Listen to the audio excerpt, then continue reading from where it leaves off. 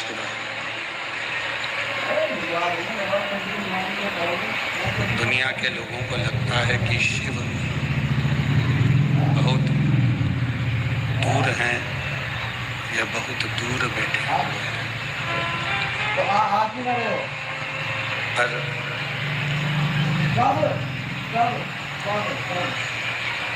शिव पुराण की कथा कहती है भगवान शंकर का मेरा कैलाशी मेरा अविनाशी जरूर करो, निश्चित है।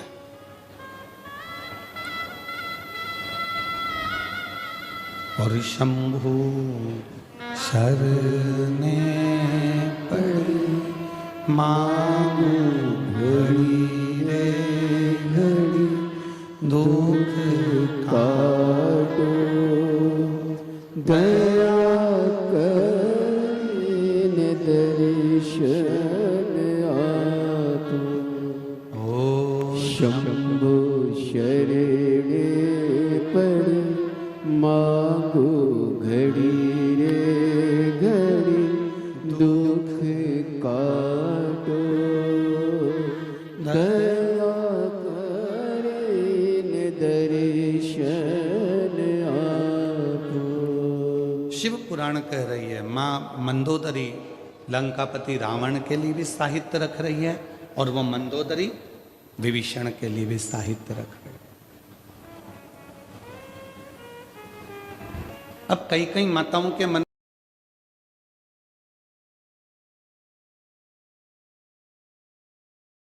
में एक भाव उत्पन्न हो जाता है, क्या तुम्हारे पूजन की तैयारी मैं करूं? तो तुम्हारे पूजन करने से कौन सा फायदा है? जब तुम्हारे पूजन की तैयारी मैं कर रही हूं, पूजन का साहित्य मैं रख रही हूं, पूजन का साज मैं सजा रही हूं, पूजन का सारा सामान मैं लाकर रख रही हूं, तो फिर मतलब ही क्या पूजन करने से?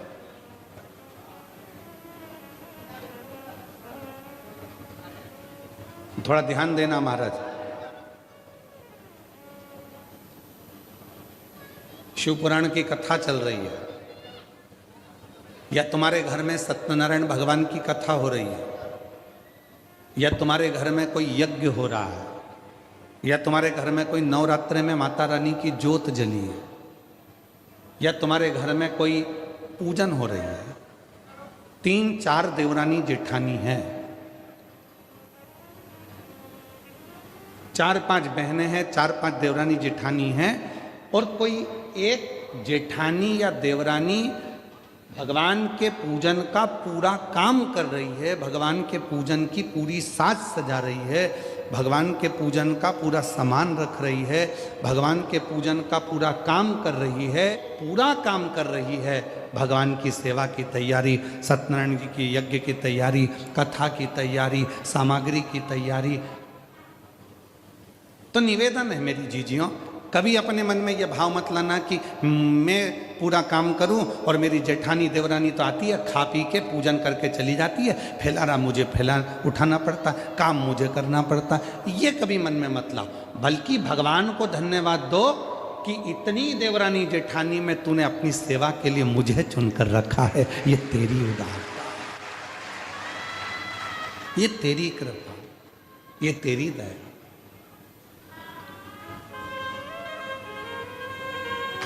तुम्हारे घर के बगीचे में, तुम्हारे घर के गमलों में कितने सारे पौधे लगे हैं, इतने सारे पौधों में कितने सारे फूल लगे हैं।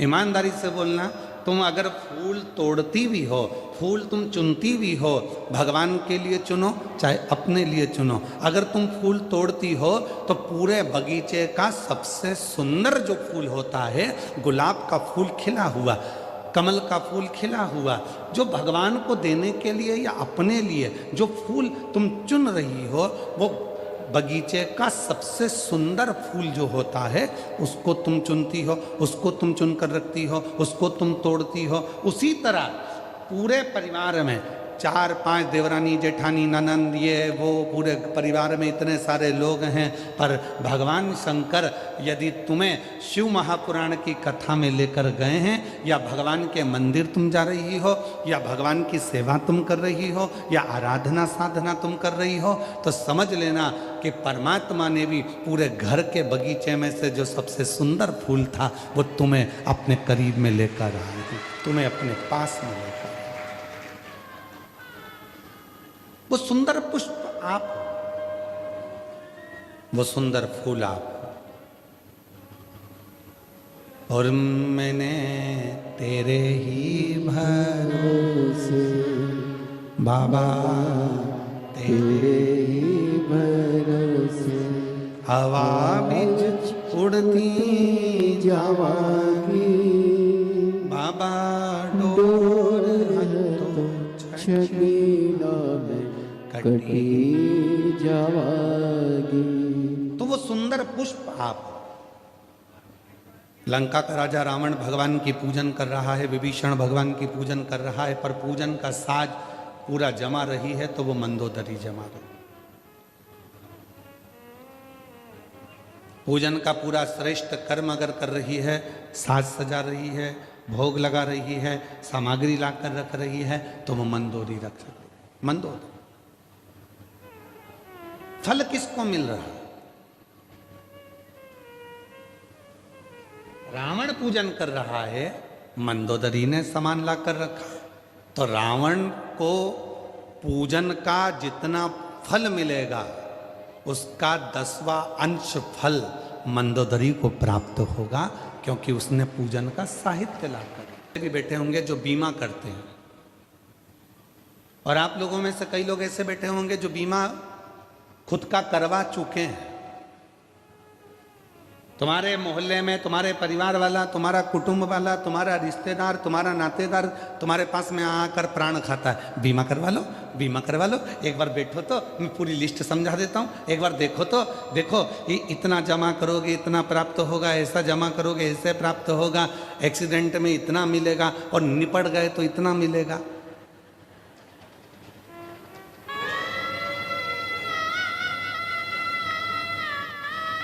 दुनिया में केवल एक बीमे वाला ही है जो तुम्हारे सामने तुम्हारे मरने की बात करता है, और पत्नी बड़े प्रेम से पल्लू ले लुआ के सुनती है मरने की बात, बहुत ध्यान से, इतने प्रेम से सुनती है, इतने प्रेम से।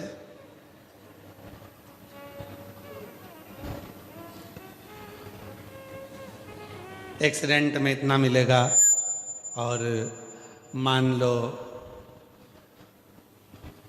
टिकट कट गया, चले गए, तो इतना मिलेगा। और पत्नी बड़े प्रेम से सिर पे पल्लू, बस इतना ही, बस इतना ही। फिर बीमे वाला बोलता है, नहीं नहीं भाभी जी ये तो अलग से है और ये ऐसा है। तो भाभी जी भी फिर सिर पे पल्लू लेके बोली, हाँ अब ठीक है, अब ठीक।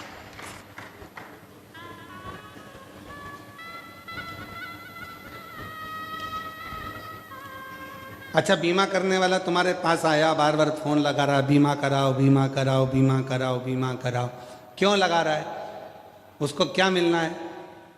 तुम अगर बीमा कराओगे, बीमा कंपनी में पैसा जाएगा, पर जो एजेंट है उसको बीमा कराने का थोड़ा ना थोड़ा भाग प्राप्त हो जाए।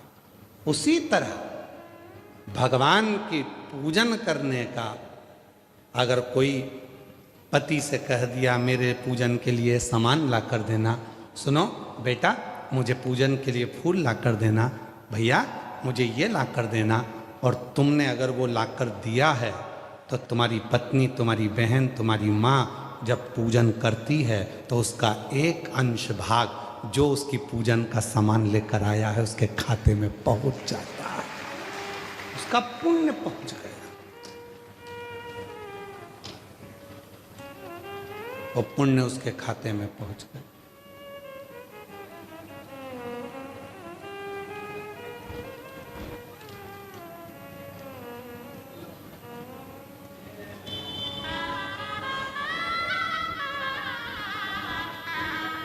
प्राप्त हो गए।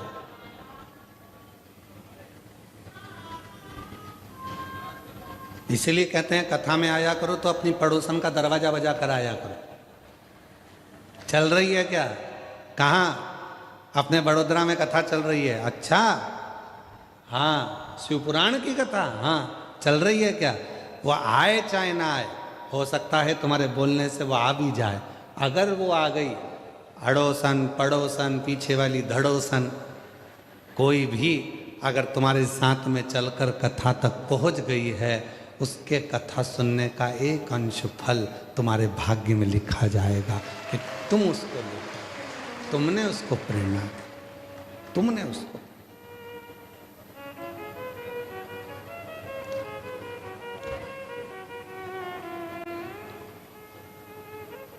एक विश्वास अपने भीतर जागृत करिए, और जब विश्वास जागृत हो जाएगा, जब भरोसा जागृत हो जाएगा, तब परमात्मा को मिलने में देरी नहीं लगेगी।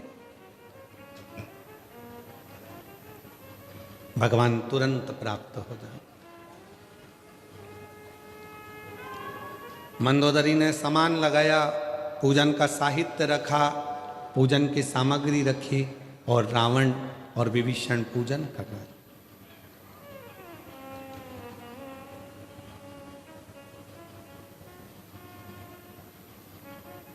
अब दोनों पूजन करे।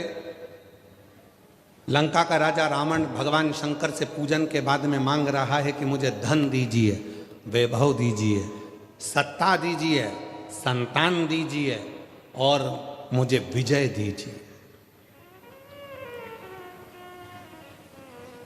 और विभीषण शिव जी की पूजन कर कर मांग रहे हैं, मुझे श्री हरि का दर्शन दीजिए और श्री हरि का साथ दीजिए और उनके चरणों की सेवा दीजिए। दोनों में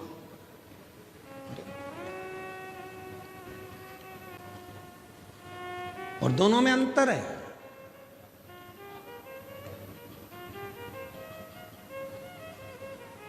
व्यक्ति की चाल दो वजह से बदल जाती है।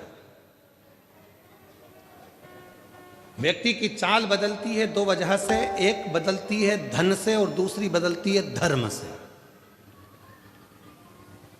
धन से व्यक्ति की चाल बदलती है तो वो अहंकार में फूल कर चलता है, किसी को नहीं गिनता है, किसी को नहीं जानता है। एक धन से जब व्यक्ति की चाल बदलती है तो उसमें अभिमान आ जाता है, मैंने किया, मैं कर रहा हूं, मैं सब संभाल लूंगा, मैं सब कर लूंगा, तुम्हारी जरूरत नहीं है, मैं हूं, मैं हूं, मैं हूं। और फिर एक दिन ऐसा आता है कि वो मैं करने वाला दक्ष प्रजापति का भी सिर कटकर बकरे का मुंह लग जाता है। मैं नहीं,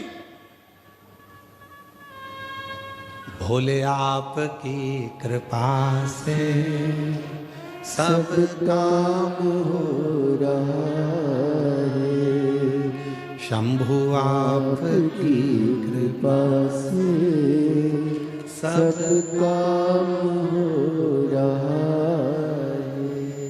करते हो भोले बाबा, मेरा नाम हो रहा है। करते हो भोले बाबा, मेरा नाम हो रहा है। भोले आपकी कृपा से सब काम हो रहा है। शंभु आपकी कृपा से सब काम हो रहा है। मैंने अच्छा किया, मैं कर रहा हूं, मैं संभाल लूंगा, मैं कर लूंगा, नहीं, मैं संबोधन तो हमारे मुख पर आना ही नहीं चाहिए।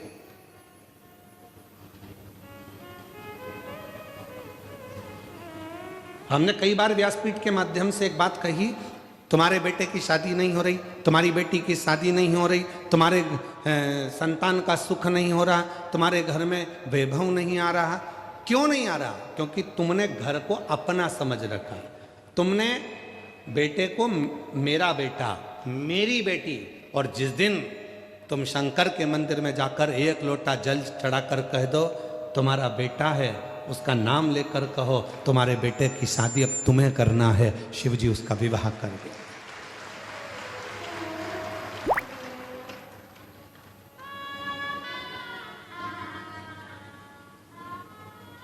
और थोड़ा नहीं बहुता में करेंगे, अच्छा करेंगे, थोड़ा बहुत नहीं करते, बहुता में।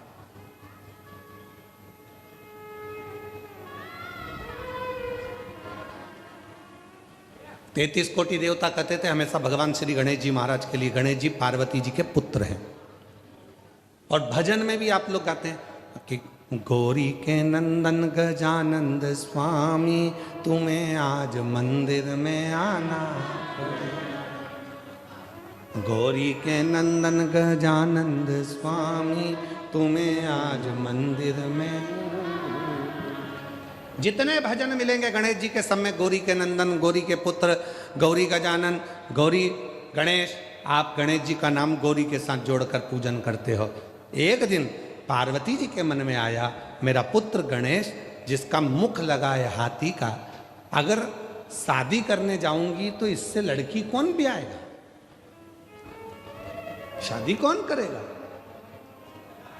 तो पार्वती जी को लगा ये मेरा जो टेक है गौरी के नंदन, ये टेक गौरा के पुत्र, ये टेक हटाकर शिव पुत्र गौरी शंकर के पुत्र श्री गणेश।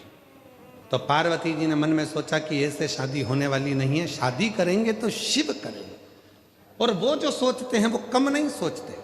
पार्वती जी तो सोच रही थी कि गणेश जी के लिए एक बहू मिल जाए, गणेश जी के लिए एक लड़की मिल जाए जिससे मैं शादी कर दूं। सारे पूरे देवताओं में, 33 कोटि देवताओं में, पूरे ब्रह्मांड में माँ पार्वती जी ने लड़की को ढूंढ लिया, पर गणेश जी के लायक कोई कन्या नहीं मिली, कोई बेटी नहीं मिली। तब भगवान शंकर के पास एक दिन पार्वती जी बैठ गई और पार्वती जी भगवान शिव से बोली तुम्हारे पुत्र गणेश जी का विवाह नहीं हो रहा है। शंकर जी हंसने लगे और कहने लगे पार्वती मेरा पुत्र गणेश?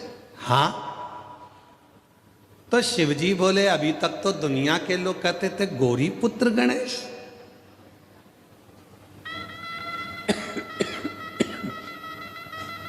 अभी तक दुनिया के लोग कहते थे गौरी पुत्र गणेश। पार्वती जी कहती हैं नहीं प्रभु, वो तो दुनिया भ्रम में डालती है। शिव पुत्र गणेश, मेरा पुत्र तो मर चुका था, उसको वापिस शीश लगाया आपने, तो पुत्र किसका हुआ? आपका। इसलिए आपके पुत्र की शादी नहीं हो रही। शंकर भगवान ने कहा मेरे पुत्र की शादी नहीं हो रही है, ये हो सकता है? शंकर भगवान ने डमरू बजाया, जैसे डमरू बजाया देव ऋषि नारद आए। नारद जी से कहा मेरे पुत्र के लिए लड़की देख कर आओ, उसकी शादी करना है। देव ऋषि नारद ने कहा इतनी सी बात, अब भी जाता हूं। तुमरुका जी को कहा नारद जी ने कि जाओ आप भी शंकर भगवान के पुत्र के लिए लड़की देखने जाओ। तुमरुका जी गए, नारद जी गए और प्रजापति विश्वरूप जी के यहाँ पहुंच गए। जिन प्रजापति विश्वरूप जी की एक बेटी नहीं 2 बेटी थी, जुड़वा हुई थी, दोनों आनंदित थी, दोनों सुंदर थी, रिद्धि सिद्धि दोनों को देखा। तो प्रजापति विश्वरूप जी से कहा क्या आप अपनी बेटी की शादी करना चाहते हो? हाँ, पर लड़का ऐसा होना चाहिए क्योंकि मेरी बेटी को भोजन बनाने का शौक बहुत है, तो लड़के की नाक ऐसी हो। छोरा है। अच्छा, दूसरे बोले कि मेरी बेटी सिद्धि इतना धीमा बोलती है, कान ऐसे होना चाहिए बड़े बड़े कि सुनते से ही दामाद समझ ले मेरी बेटी की बात। तो कहा कान की भी मत पूछो, पक्का सूपड़ा है, कान की भी जाने। फिर कहा दामाद ऐसा होना चाहिए एक बार बैठ जाए तो उठने में लगे कि मेरा दामाद बैठा है। तो क्या बिल्कुल ऐसा ही है। एक बार गणेश चतुर्थी पे बैठता है, अनंत चौदस पे उठता है, 10 दिन तक उठता ही नहीं। बिल्कुल वैसा कि वैसा। फिर कहा कौन है? तो कहा शंकर जी के पुत्र श्री गणेश जी हैं।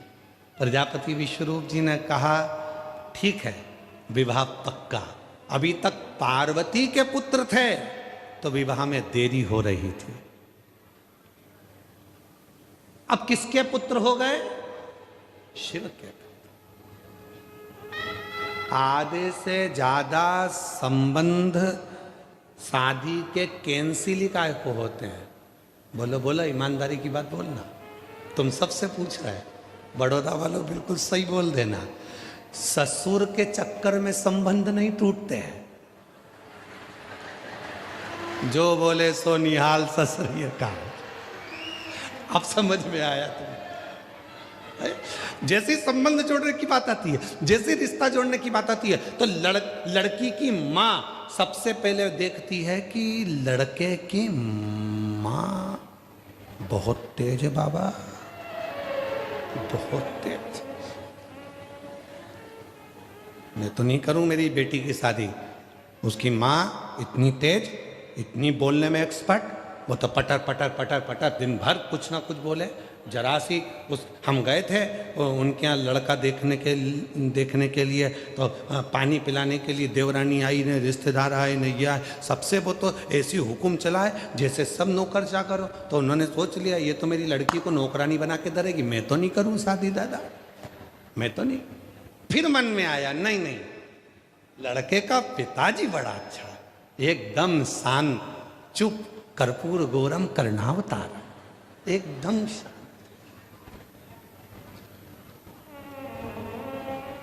बोलता ही नहीं, ससुर अच्छा है। अगर कोई पक्ष नहीं लेगा तो ससुर तो पक्ष लेगा। तो माँ को क्या देखना, पिताजी को देखो, शादी पक्की। बाप को और बेटे को देखो, अच्छा है, समझदार, समझ संबंध।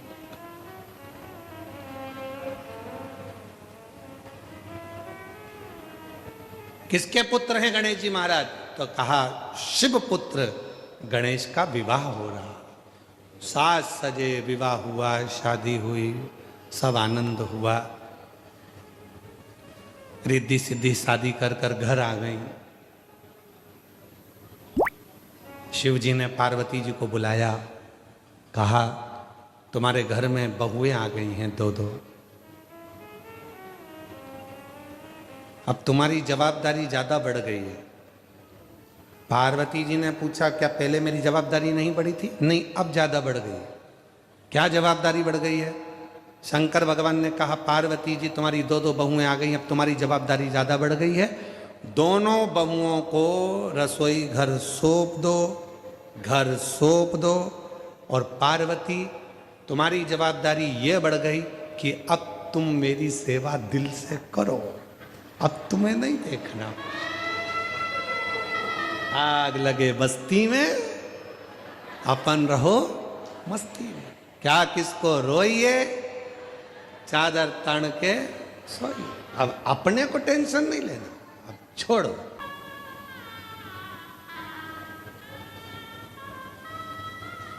हमारे सूरत वाले सोमानी जी यहाँ आए हैं आज कथा में। सोमानी जी की धर्म पत्नी और सोमानी जी, ये दोनों शिव महापुराण की कई कथाओं के यजमान बने हैं और धाम पर भी बहुत कथा इन्होंने कराई और आगे भी यजमान पद इनके पास में बहुत है। इनका नियम है प्रत्येक कथा में जाने का। बीच में भीड़ बहुत ज़्यादा होती हैं तो सोमानी जी थोड़ा सा कह देते हैं अपनी धर्म पत्नी से, भीड़ ज़्यादा है, अगली कथा में चलेंगे, अगली कथा में चलेंगे। 3-4 कथा में जो नहीं जा पाए तो उनकी धर्म पत्नी हमेशा एक ही बात कहती, क्या भीड़ से डरना, चलो आगे तो बढ़ो, चलो कथा में तो चलो। क्या सोचो, शिव के प्रति समर्पण का भाव। अब छोड़ो ये सब, प्रभु आपकी कृपा से सब काम हो रहा है। भोले आपकी कृपा से सब काम हो रहा है। करते हो भोले बाबा मेरा नाम हो रहा है। करते हो भोले बाबा मेरा नाम हो रहा है। कृपा से सब काम हो रहा है। तो शिव महापुराण की कथा कर रही है और लंकापति रावण और विभीषण का चरित्र कह रहा है। मंदोदरी पूजन का साहित्य लाकर रखती है। लंकापति रावण और विभीषण दोनों शिव की आराधना करते हैं। एक धन मांग रहा है, वैभव मांग रहा है, सत्ता मांग रहा है, कुर्सी मांग रहा है, पद मांग रहा है, प्रतिष्ठा मांग रहा है, और दूसरे मेरे विभीषण भगवान श्री हरि के चरणों की सेवा मांग रहे हैं और श्री हरि का साथ मांग रहे हैं।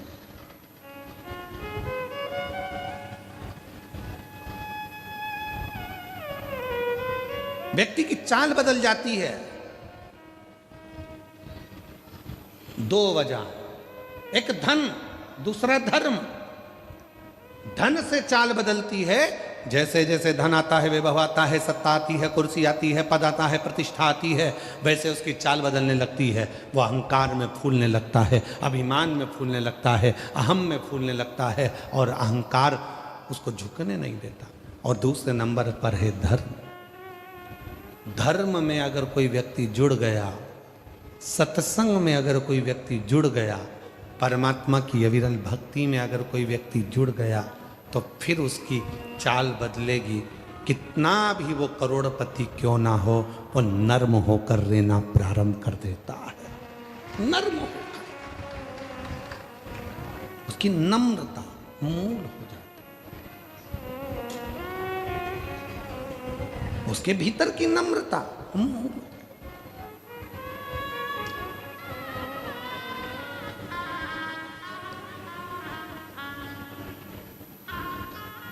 लंकापति रावण ने मांगा, मुझे धन चाहिए, मुझे वैभव चाहिए, मुझे सत्ता चाहिए, मुझे कुर्सी चाहिए, मुझे पद और प्रतिष्ठा चाहिए। और विभीषण ने मांगा कि मुझे श्री हरि का साथ, श्री हरि के चरणों की सेवा, श्री हरि का सानिध्य, बस मुझे इससे ज्यादा और कुछ भी नहीं चाहिए। दोनों मांगा, दिया। लंकापति रावण को सोने की नगरी दे दी, वंश दे दिया, पूरा कुल दे दिया, परिवार दे दिया, राज्य दे दिया। शिवजी ने लंकापति रावण को सब कुछ दे दिया। पर विभीषण जब जब मांगता था, तब तब भगवान शंकर चले जाते थे, नहीं देते थे।